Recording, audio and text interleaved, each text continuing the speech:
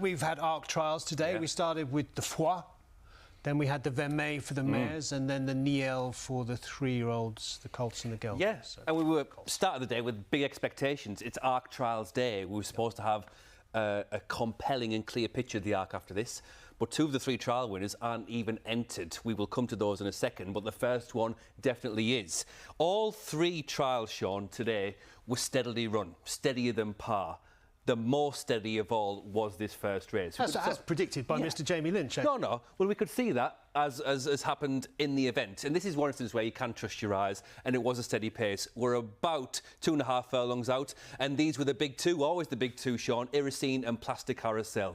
It was Iracine's first start since the Prix-Gannet back in May, and we thought beforehand that, well, Plastic Carousel, she might not be a better horse than Iracine, but she might be fitter because she ran recently, and she might be faster because she's a Group 1 winner over 1.25 miles, and I think that played out. And if we're going to get a pedestrian kind of pace, then that turn of foot might prove decisive in the relatively short time between when they really pick up and the finish line. So this was over 2 seconds slower than the Niel and 4 seconds slower than the Vermeil. And you can see the foot race developing because, look, there's little between all 5 of these. That's the classic scenario, a furlong out of a steadily run race. And just a matter of getting first run for Plastic Carousel. Iracine, first run back, just left it a little too late, but all power's intact. And as we've been saying all day, or you've been saying all day, it's an unusual day, this, because it's about agenda as much as ability. I think as racing fans and punters, you look at these races, these are Group 1s, Group 2s, Group 3s. Surely everyone is absolutely all stops out to win them, but not necessarily, because they are also stepping stones. Yeah, exactly right. And the stepping stone for Plastic Carousel, it was pretty clear from the very start, because why run here in the Prix-Foix rather than the Vermeil? The Vermeil is the more natural home for the filly. It's a Group 1. But André Fabre says if you're going to win an ARC, you don't win it by going into an intense Vermeil. You have an easier race. Easier in the sense of a less intense, less high-octane environment of the Prix-Foix.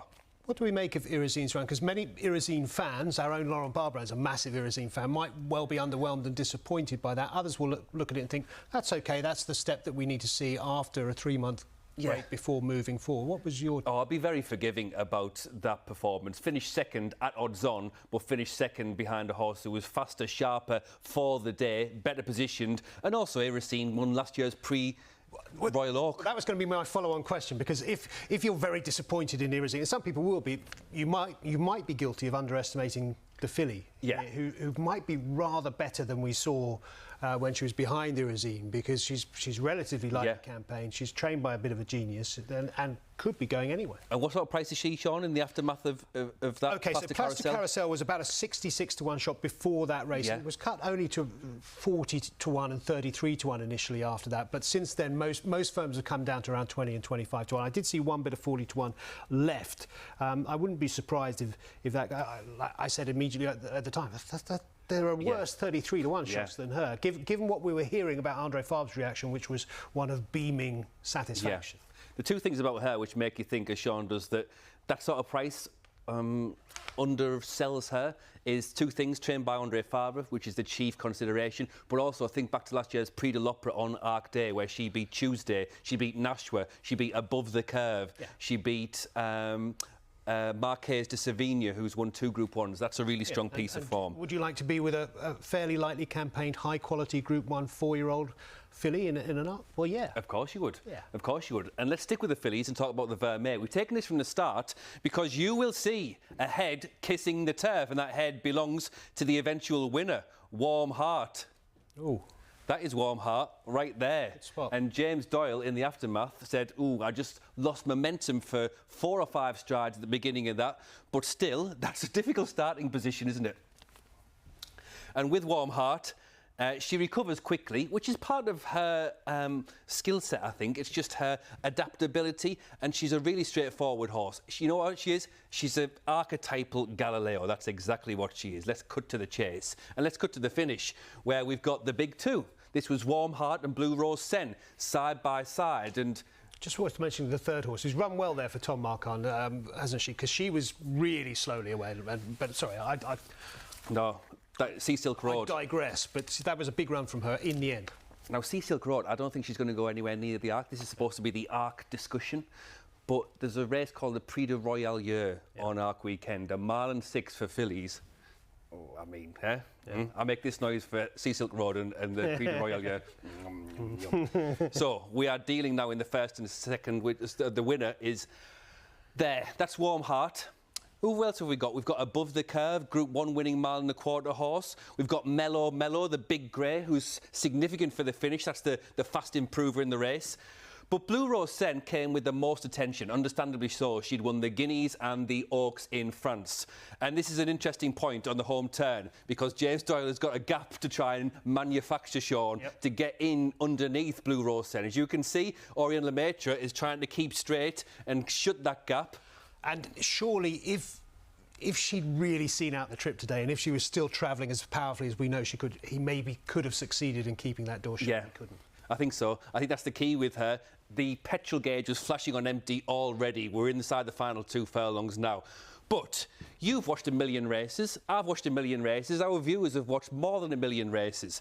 And your eye is trained to go with the hardwired to know what happens. With the rate of acceleration and momentum that the big grey had, Mellow. Well, I said it. Yeah. As we were watching the race together, I said the grey's going to win. I said that's your winner, because it's just you're trained, you're wired to think that way. Because that point there, if you were to stop it, you think, well, suddenly she's gone from a length down to a neck down and she's got great attraction. Yeah. Which makes you think, well, how on earth did Warm Heart pull out a bit more? And a lot of that is in what James Doyle says about her, that she just waits in front. And actually, the last 50 yards is really significant with Warm Heart, because she's got the telltale signs, the body language of the ears flicking back and forward. You know what, Sean? There is more in there had it been needed. And that gap there is significant to the rest, led home by Sea Silk Road, shaping really well with a longer trip in mind. But Warm Heart suddenly is a really interesting filly, and I called her, if you said, Alexa, show me a Ballydoyle horse, it would look exactly like Warm Heart, because of the fact that she's a middle distance filly who every race, every month, just keeps on pulling out a bit more, revealing a new layer. Now, she's not entered in the Arc. She wasn't entered amongst the 9 Ballydoyle entries that were made back in May. But my question to you at home, and you, Sean Boyce, is she the best option for Ballydoyle in an Arc de Triomphe? Interesting, not generally quoted. Lots of horses who need to be supplemented are quoted. I think James Doyle's comments would have put the dampeners on many people saying she really needs good ground and she might not get that. Mind you, it's only a few weeks away, so maybe she will.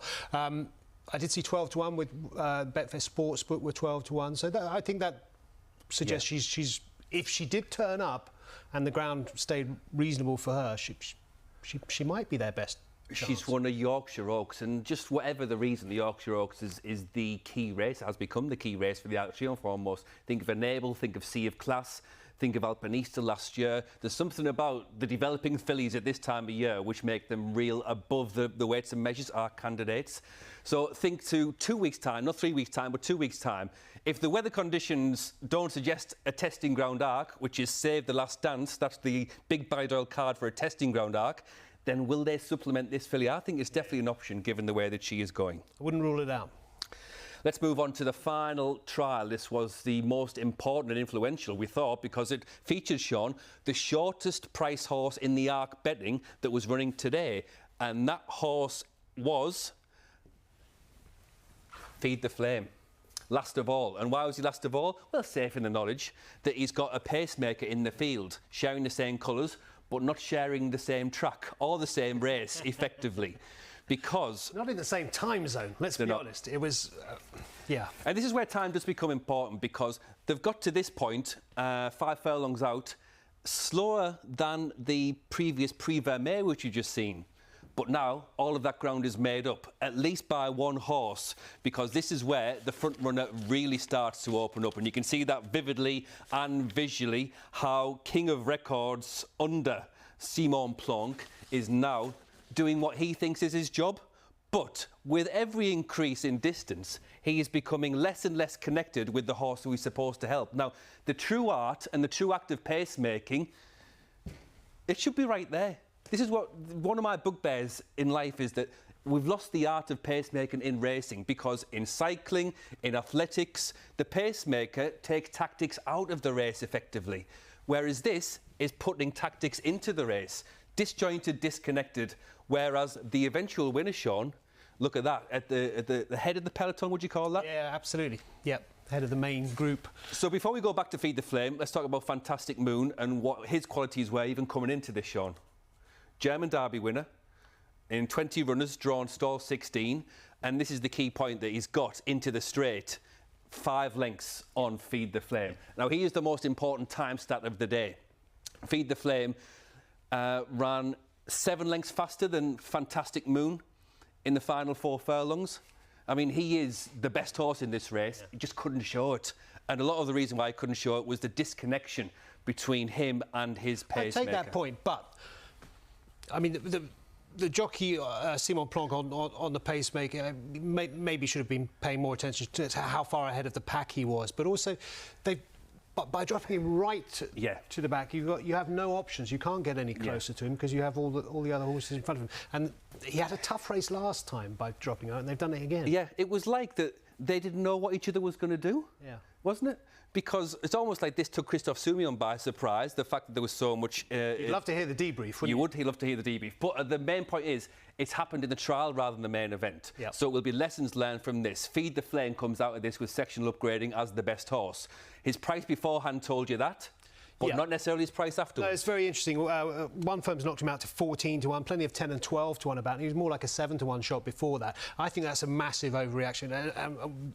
Hearing what you've just said about how quick he's covered the last couple of furlongs, I'm even more convinced it's a massive overreaction. He's run, and this is what goes back to the point we made at the start of the day. This is a stepping stone day, and we see this year after year after year.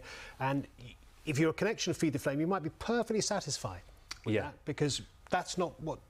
This wasn't the target. The Ark's the target. So I think that's the critical point. The Feed the Flame ran faster than Fantastic Moon by about 0.7 of a second, which translates as 4 lengths, but just couldn't express it because of the nature of that race. And it reminded me, the first thing I thought of was Golden Horn. When he was defeated, surprisingly so, in the International, it was very much that scenario, and Golden Horn dusted himself off, rolled his sleeves up, and put it right in the Ark. Yeah. So what wins the Ark? It's Impact. But never mind what I think. I tell you who else has shortened today, funnily enough, without leaving his stable. Hookham has shortened with most folks. You're the King George winner. Yeah, because of what, I suppose, people being underwhelmed by some of the other key players.